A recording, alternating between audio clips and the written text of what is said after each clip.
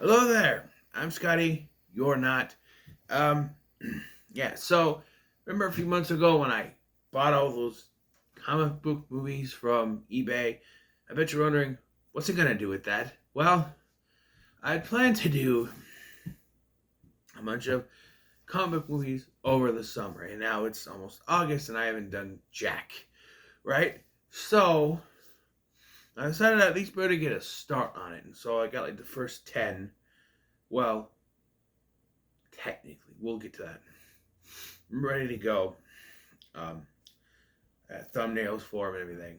So the first 10 I'm gonna do, and we'll see where it goes from there. Because I still want to do another pick 10 in August, but it wouldn't be the worst thing if I postponed that pick 10 till next year, just because it would be pick 10 steelbook, and I kind of just want to, you know, keep my options open if more steelbooks come around and stuff like that. So if I buy more, So the first film that is supposed to be up is Superman and the Mole Men from back in the 1950s. However, I can't find my special edition of Superman the movie, which has that movie on one of the bonus discs. I looked everywhere, can't find it, so I decided to skip to the next movie. And whenever I do eventually find that, I will watch that movie and review it. But uh, let me move the title of it. But so we had to skip to the next one, Batman the movie. I'm going to be reviewing them in the order of when they came out. So just I'm going through. I have the first 10, like I said. Pardon me. So, before I get to the movie, look at this. Look at this cover. What Batman is wearing that bright ass blue suit. It's gray or a grayish blue usually. Yeah. Batman the movie coming out in 1966. I think 2 months or 2 weeks after the finale of season 1 of the TV show. So I grew up with the TV show, and I remember the first time I saw this movie. I think it was on AMC back in the day. And my mom's first husband was watching it. And I thought it was just, the TV show. And it was going on for a very long time. It turned out it was a movie. And I didn't know there was a movie.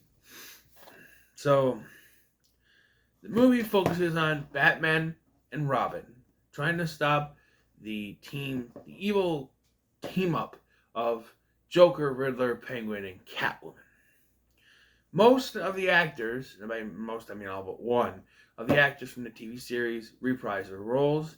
You have Adam West and Burt Ward as Batman and Robin respectively, and they do a great job. You have Stafford Rep returning as Chief O'Hara, I can't remember the other names.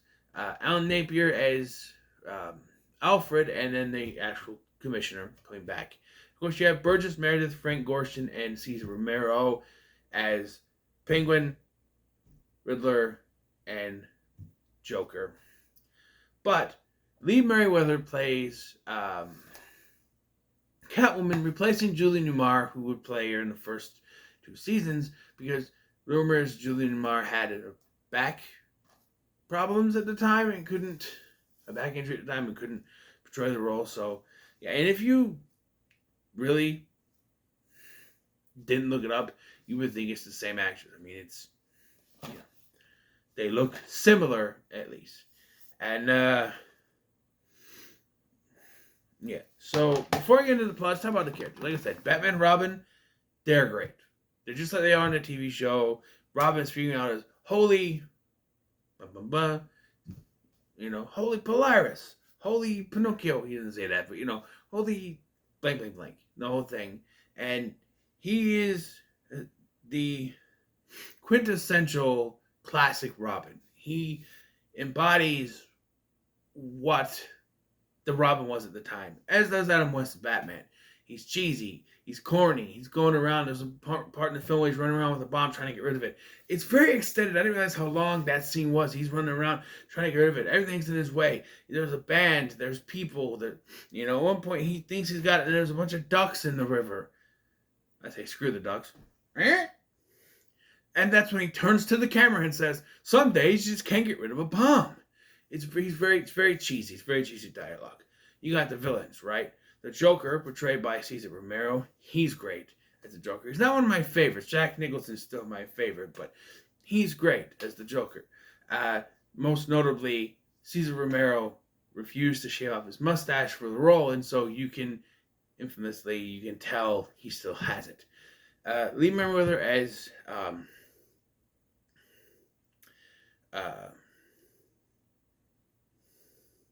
Catwoman, I think, is pretty good. She's not Julia Martin, she's not Eartha Kitt, but she's good. They do something with her character where she has an alternate identity of Kitka, this Russian who flirts with Bruce Wayne so they can lure him into a trap. And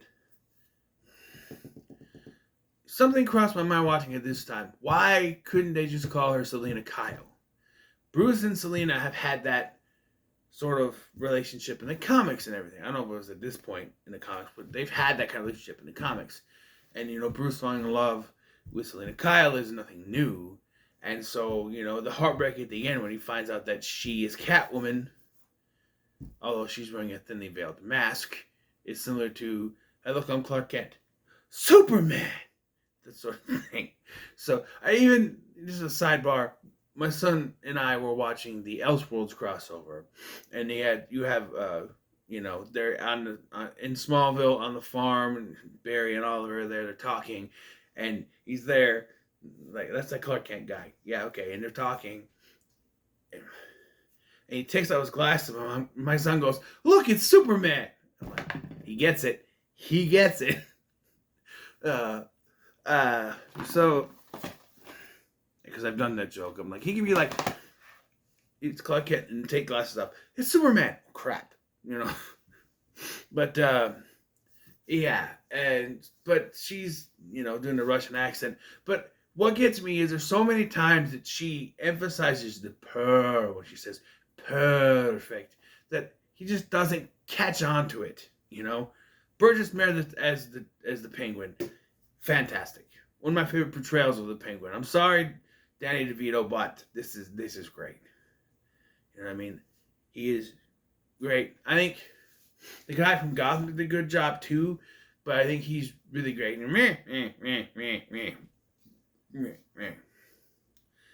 And he does a great job with the role. And then you have my favorite villain, the Riddler, as portrayed by Frank Gorshin, and the reason why the Riddler is my favorite.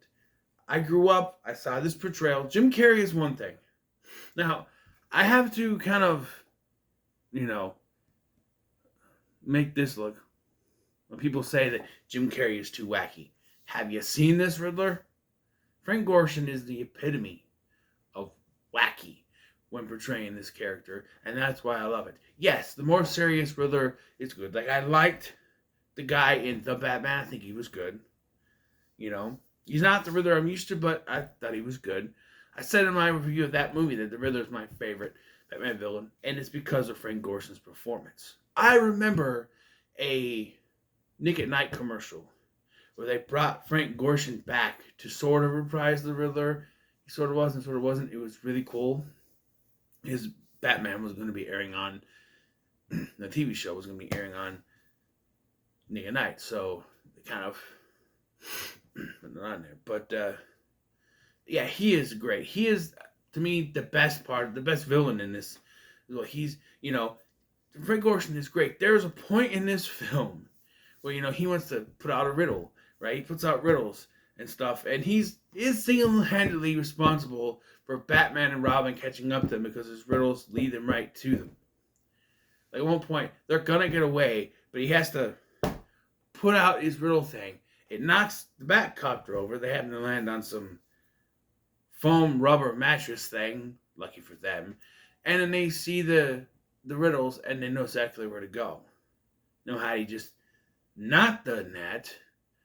They might have just followed him anyway, but who knows? But, yeah. But there's a scene in which the Penguin tells him to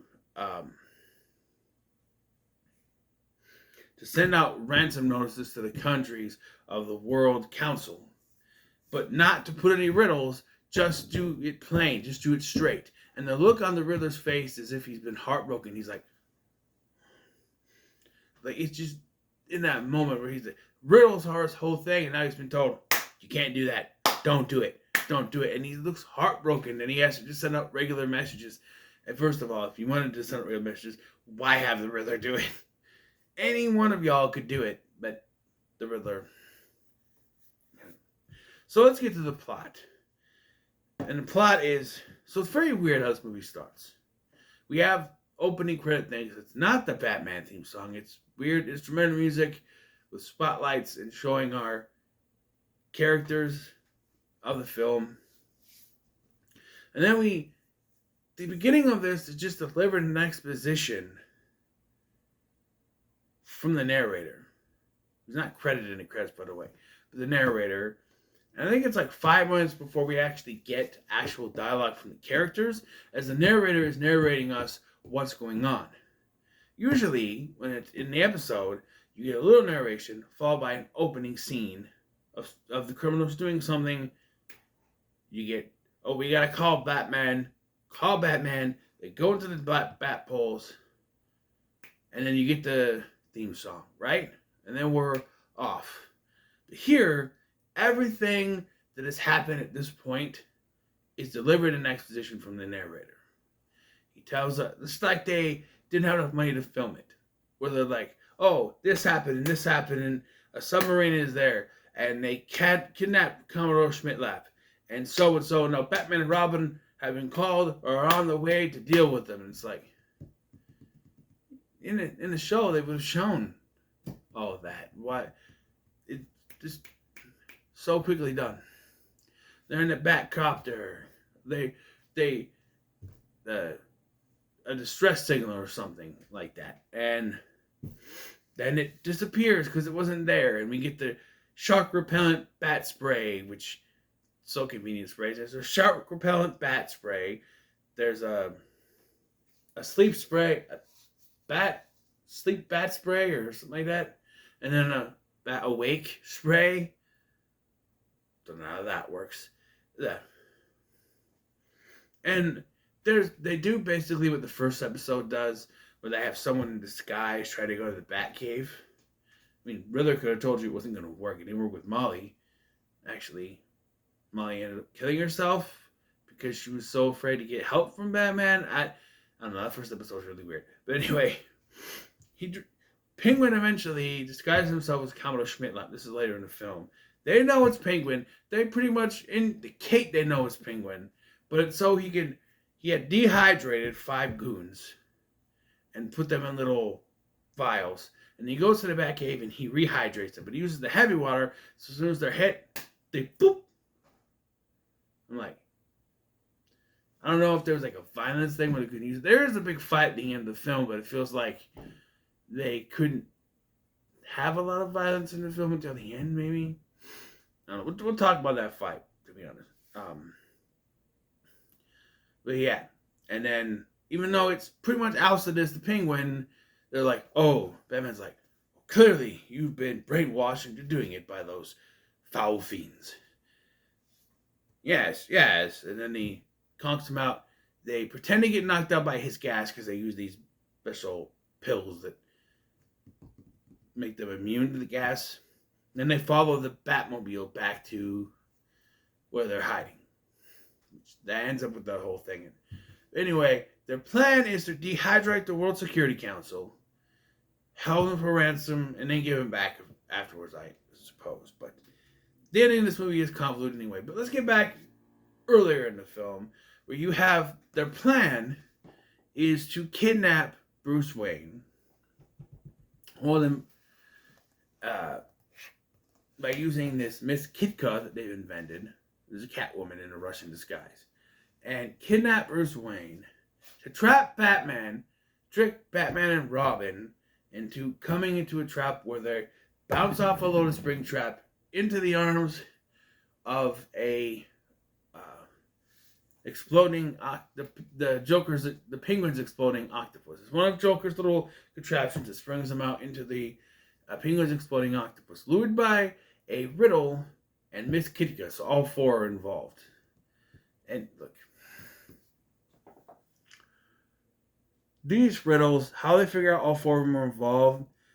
The riddles are: what does the turkey do when it's upside down? And what is dangerous and sits in a tree or something like that? And the answers are: it gobbles up and a sparrow with a machine gun. And that's how they put together all four of them are working together. I don't know. I also like, there's a moment I want to talk about where the Penguin seems to be generally afraid of Catwoman because she kind of puts her hand on him and he goes, meh!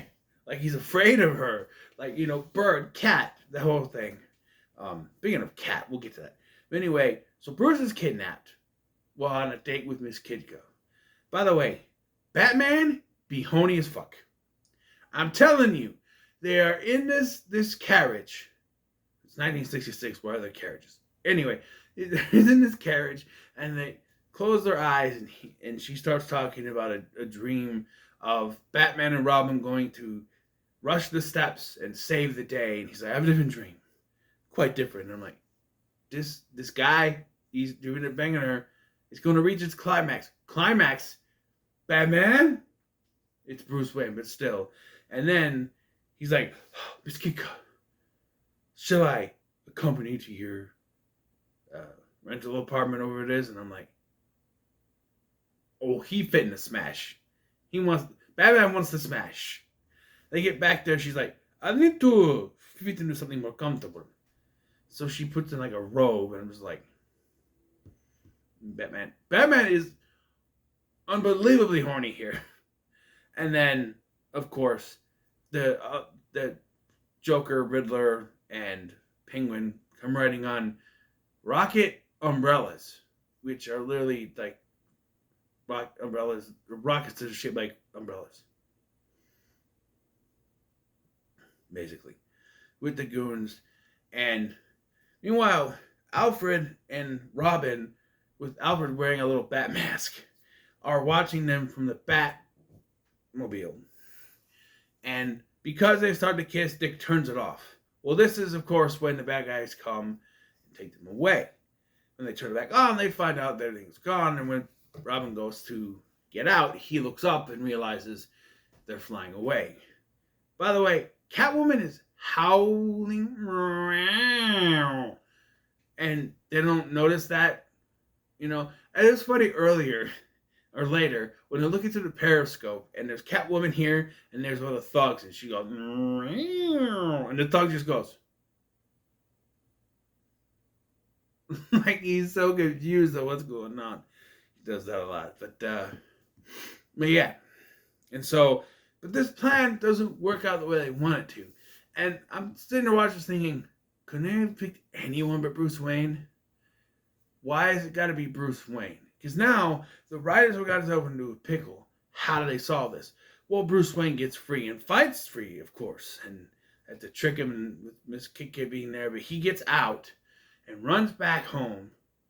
And he's like, oh, Dick, we have to go to this thing. Yes. And they go up the stairs. They tell Mr. Gordon to go back. Batman may wish to call you.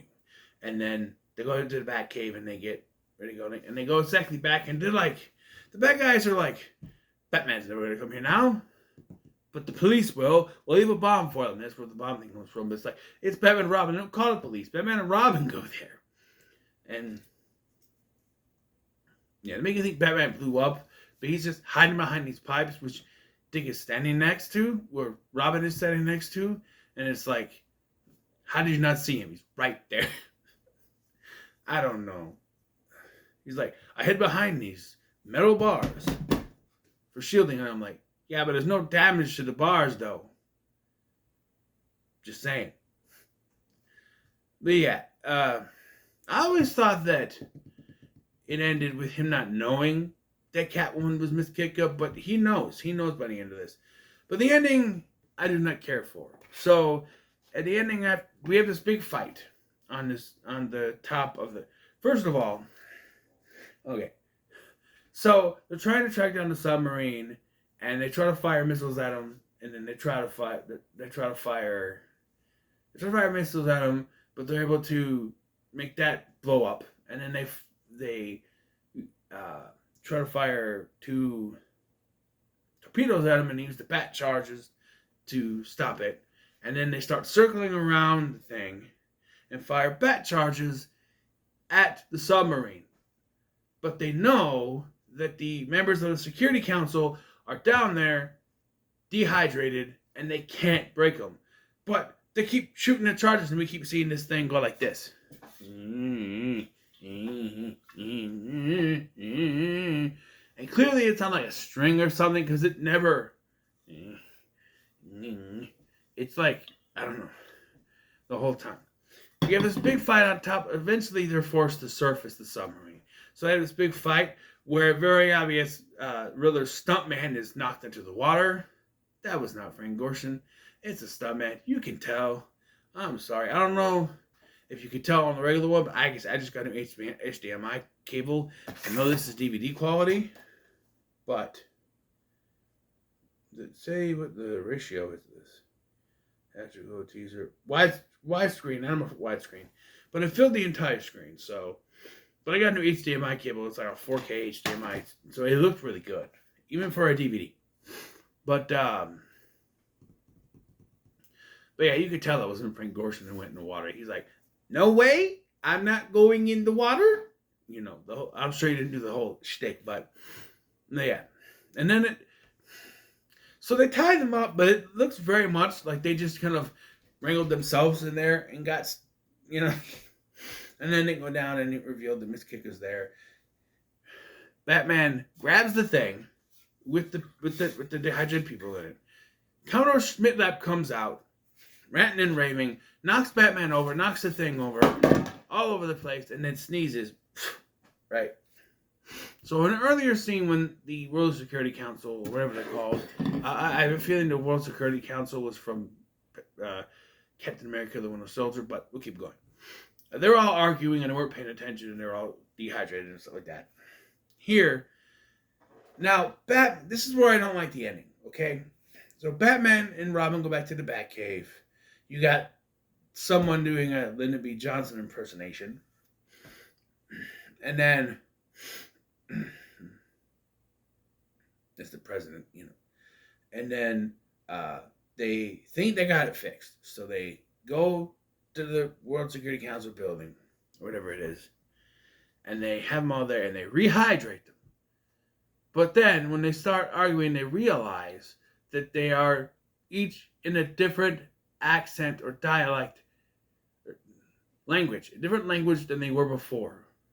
There's a Russian guy speaking French or something, and another guy speaking this. There's a Chinese guy, or Japanese guy speaking English or British. I say chap. They're all mixed matched languages. And what is Batman's response to this? Let's get the fuck out of here. Basically, they're like, well, maybe this will make things better. And then let's leave discreetly out the window. Yeah. They clearly didn't have an ending here. They could have just had them save them, right?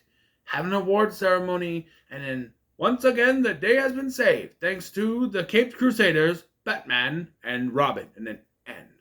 But they have this goofy ending that I've never liked.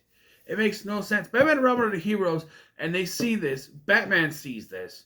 They're all messed up in languages and decides, nope, can't do anything about that. Let's go out the window, Robin. Doesn't make any sense to you. Not to me. I don't know. It's lazy writing. What it is. And what's more is the people, Commissioner Gordon, Chief O'Hara, and a bunch of other people are there watching this. And they just let Batman and Robin leave. I don't know. But I still enjoy this. I'm going to say it's pretty good.